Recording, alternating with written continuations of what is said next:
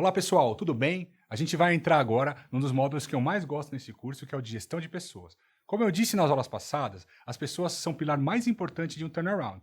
Além de serem, na minha opinião, os principais recursos da empresa, elas poderão contribuir positivamente ou negativamente na implementação do seu plano de ação. Pessoal, eu queria iniciar com uma reflexão. Essas duas ilustrações na tela mostram comportamentos diferentes em uma mesma situação. Na primeira, a banda do Titanic, que ficou no navio até ele afundar. Na segunda, o capitão Francesco Cettino, da Costa Concórdia, que naufragou em 2012, deixando 32 mortos. O capitão Francesco abandonou o navio quando várias pessoas ainda tentavam desesperadamente chegar em terra firme. Ele foi condenado a 16 anos de prisão pela justiça italiana. A banda do Titanic morreu. Reflita e responda para você mesmo o que você faria nessa situação. Até onde vai a ética? Pessoal, não existe resposta certa ou errada. As respostas dependem de diversos fatores, como, primeiro, conceito de ética. Os meus atos prejudicarão alguém? Eu estou agindo de má fé? Depois, a responsabilidade. Eu sou responsável por essas pessoas? Eu tenho obrigações legais com relação a essas pessoas?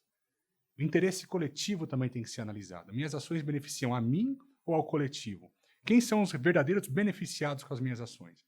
E o meu interesse pessoal é mais importante que o interesse coletivo? Essas respostas dependem de caso a caso, de pessoa para pessoa. Cada um tem o seu conceito de ética. E a gente vai ver que ética, no meio de reestruturação, é um conceito que varia muito de pessoa para pessoa. Nós, reestruturadores, a gente tem que entender o impacto do estresse nas pessoas. Para isso, a gente estuda a fisiologia do estresse, ou seja, como o estresse age em nossos corpos. Primeiro, é importante entender que as reações ao estresse elas são involuntárias. A percepção de ameaça ela desencadeia reações neurais e hormonais nos seres humanos e nos animais também. Os nossos corpos são projetados para, via atos instintivos, preservar nossa sobrevivência. Então, a nossa amígdala ela é responsável pelas nossas emoções, nossos instintos de sobrevivência e a nossa memória emocional. Ela que é responsável pelos sentimentos de raiva, medo, tristeza, além de controlar a nossa agressividade. O estresse excessivo ele provoca um desbalanceamento em certas substâncias do nosso cérebro, especialmente na nossa massa cinzenta. Ela é responsável pelo raciocínio lógico, pela solução de problemas e pela tomada de decisão. Dessa forma, em ambientes elevados de estresse, as pessoas tendem a focar mais em emoções, com foco na honestidade, na simpatia e na compaixão, muito mais do que foco na razão. Ou seja, elas esquecem a teoria e a competência e as experiências passadas e se focam muito mais nas emoções e nos sentimentos. Então, sob estresse, as pessoas perdem quase que totalmente a habilidade de inovação e criatividade. É muito importante entender isso quando você estiver lidando com as pessoas nas suas reestruturações, porque essas pessoas podem estar durante muito tempo, sob muita pressão, e aí não reagir de forma muito consistente ou de forma muito racional, muito mais agindo pela emoção. Então, pessoal, o estresse prolongado ou intenso ele causa redução da capacidade cognitiva, dificuldade de pensar de forma clara, fixação em atividades sem sentido, visão de túnel, visão restrita, expressão de hostilidade ou entorpecimento, impulsividade, sentimento de incompetência, redução de 80% ou mais na capacidade de retenção de informação. Pessoal, nós somos gestores de pessoas em ambiente de estresse. Sabendo dessas características, a gente pode, de forma mais eficiente, nos comunicar com essas pessoas. Como é que a gente faz isso? Primeiro, a gente reduz a complexidade nas informações que a gente passa. Ou seja, as mensagens têm que ser simples. Depois, a gente bloqueia informações confusas ou novas informações, para não causar confusão no que a gente está tentando passar. A gente busca analogia que facilite a compreensão. E a gente também age em crenças que essas pessoas têm, mas que não têm fundamento teórico ou racional nenhum. Ainda, pessoal, é importante entender que em ambiente de crise empresarial, as motivações das pessoas, as diferentes motivações, elas se tornam ainda mais evidentes. Por exemplo, o sócio ou dono, ele vê sua empresa, seu patrimônio se desfazendo, está sendo arrolado em processo, tem um fator emocional muito grande envolvido, tem a incerteza do recomeço. Imagina um dono de uma empresa que ficou 22 anos, 20 anos numa metalúrgica. O que ele vai fazer depois disso se sua empresa não der certo? Como é que ele vai voltar para o mercado de trabalho? Tem a frustração grande de decepcionar os familiares também e, muitas vezes, possuem vínculos afetivos com a empresa. Funcionários e clientes ali, fornecedores que conhecem há décadas, né? A alta gestão da empresa também, que geralmente tem um interesse diferente dos sócios, está focado nas suas carreiras. Uma pergunta que eu faço, será que a alta gestão são os primeiros a abandonar o navio? Usualmente, nos projetos que eu participei, A alta gestão investe mais tempo na busca de desculpas e culpados do que em realmente resolver a crise empresarial. Então você vê que o interesse é totalmente distinto dos sócios. E por fim, os funcionários ali, o pessoal do chão de fábrica, o pessoal da operação, esses simplesmente têm a obrigação de levar o leite para casa, ou seja, eles estão simplesmente focados na fonte de renda de curto prazo e geralmente são os últimos a saber do problema. Então você vê só nesse exemplo que essas três partes totalmente desalinhadas e, num ambiente de crise empresarial, esses desalinhamentos eles são mais evidenciados. E aí, pessoal, a estratégia usualmente utilizada na comunicação nesses ambientes é, primeiro, definir para quem falar, ou seja, identificar as suas audiências. Depois, definir o que falar. E aí, envolve obter as informações corretas e definir quais as mensagens comunicar. Escolher um porta-voz único dessa mensagem para não ter mensagem errada ou informação discrepante. E definir como falar. Não menos importante também, escutar os feedbacks das pessoas para quê?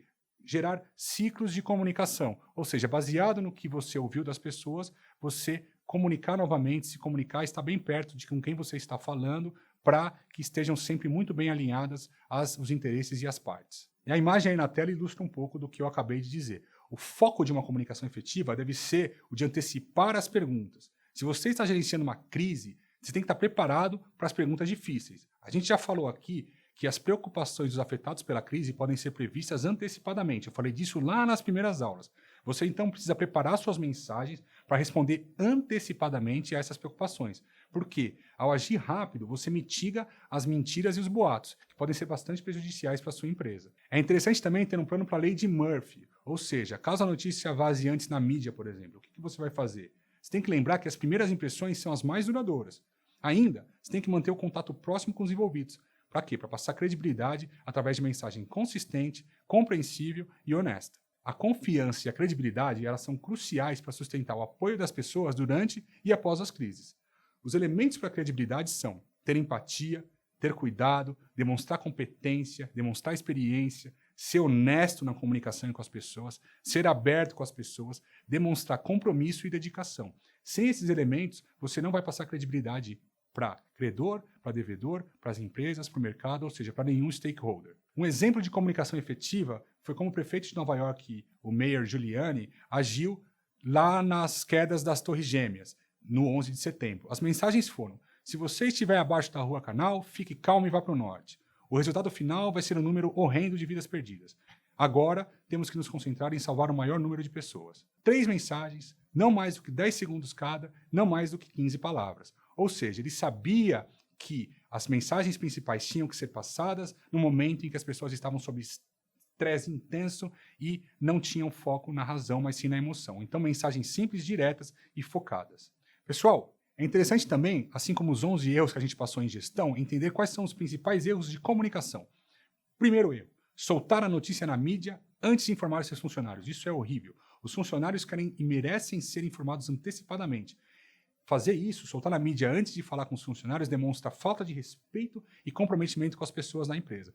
Você não vai ser respeitado se você não respeitar os outros. Essa falta de comunicação também, ela pode se aplicar, por exemplo, quando uma área fica sabendo antes da outra. Imagina que você é head de uma área e outra área fica sabendo, por exemplo, que vai ter um corte na sua área. Isso é horrível para quem está trabalhando junto com você e você perde totalmente a credibilidade junto a quem vai te ajudar ali a fazer a reestruturação. Falta de estratégia de divulgação. Quem que é o porta-voz da mensagem? Quais são as mensagens-chave? Você tem que saber isso. Ignorar as janelas de oportunidade também. Existe uma oportunidade única de você dizer a sua versão. A primeira oportunidade é aquela em que você se antecipa e já fala imediatamente assim que o problema ocorre. Uma vez que essa janela fecha, torna difícil mudar as percepções. Então, a janela de falar a primeira vez e contar a sua versão da história, ela é única. Então, você tem que aproveitá-la. Não possuir um plano de comunicação. Acreditar que um problema não pode acontecer é ser arrogante. Então, possua um plano para que você esteja preparado para agir assim que esse problema acontecer. Pessoal, nas empresas, como eu já falei, as pessoas possuem objetivos únicos, pessoais, carreiras diferentes, históricos diferentes, formações distintas, posições diversas na organização e, como consequência óbvia, elas têm motivações diferentes. A gestão dessas pessoas, na minha opinião, deve envolver alinhamento de interesses para o objetivo comum, comunicação clara com definição clara de responsabilidade, retenção de talentos que abracem a mudança e demissão dos causadores de discórdia. E essa é a forma de gestão de pessoas que eu acho que é mais eficiente, de forma bem simples. Pessoal, muito obrigado. A gente falou um pouco de gestão de pessoas. Vamos continuar com gestão de pessoas e negociação nas próximas aulas.